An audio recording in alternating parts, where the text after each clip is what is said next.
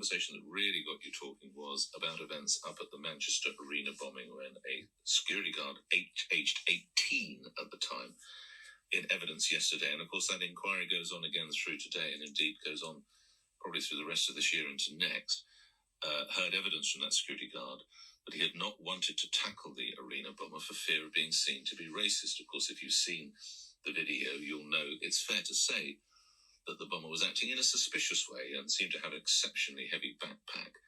I brought into the conversation then former Labour MP Dr. Kim Howells, who served as counter-terrorism minister and chaired the Intelligence and Security Committee. And I asked him what was to be done where at a point where it would appear security personnel are fearful of asking questions or possibly interacting or indeed stopping people in case they're seen as being racist. I'm afraid to say that this tokenism, this notion that somehow almost any crime can be forgiven, that somehow history has caught up with us, that the terrible things that happened in the past must now absolutely dictate and infuse everything that happens in contemporary life. It's a complete nonsense, of course. These people are terrorists. They're Islamic terrorists. And generally speaking, of course, they come from a certain part of the community, and they've got to be watched as carefully as you would watch any right-wing white terrorist. That's the former government minister talking about it. Tony in Chesterfield. Tony, let's put yourself in the shoes of that. He was then 18. A level of sympathy for him? Good morning. Good morning, Nick. Yes, of course I have a level of sympathy for him.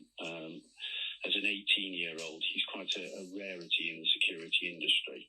The age profile of the security industry tends to be older than that. Oh, okay. Do you work in it? I'm actually the vice chairman of the British Security Industry Association. Oh, right. We spoke the last time after the stabbing backstage of the Radio 1 Extra. Right, okay. So are you the same, Tony, as the SIA then? No, that's the Security Industry Authority. They're actually the regulator of the security industry. So, sorry, what is your organisation does what then as regards the industry precisely?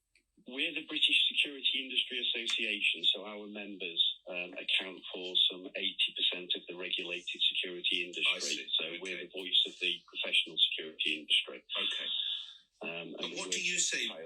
What do you say the classic, the typical age, the age profile of someone in this industry is then? It tends to be over the age of 35. To be honest with you, Nick.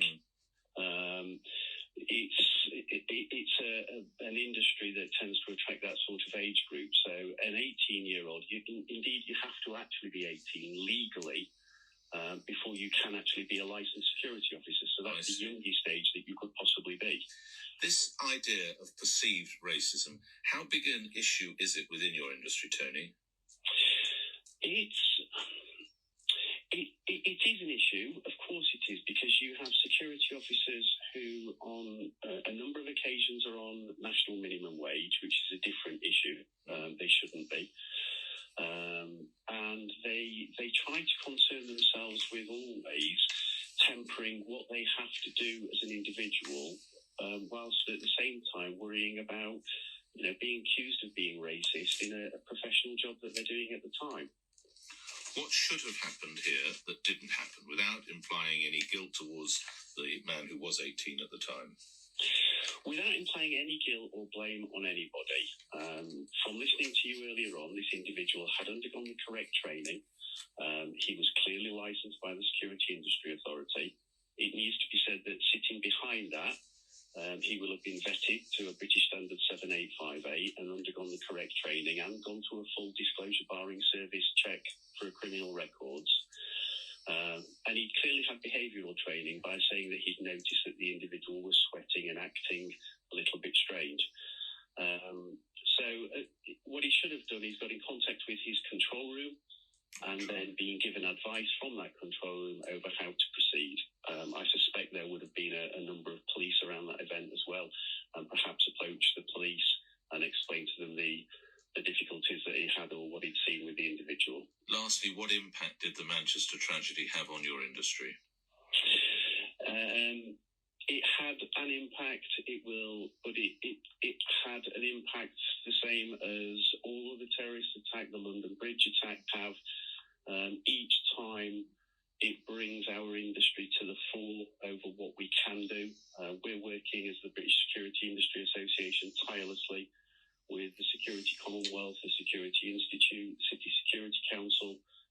campaign called the Hidden Workforce.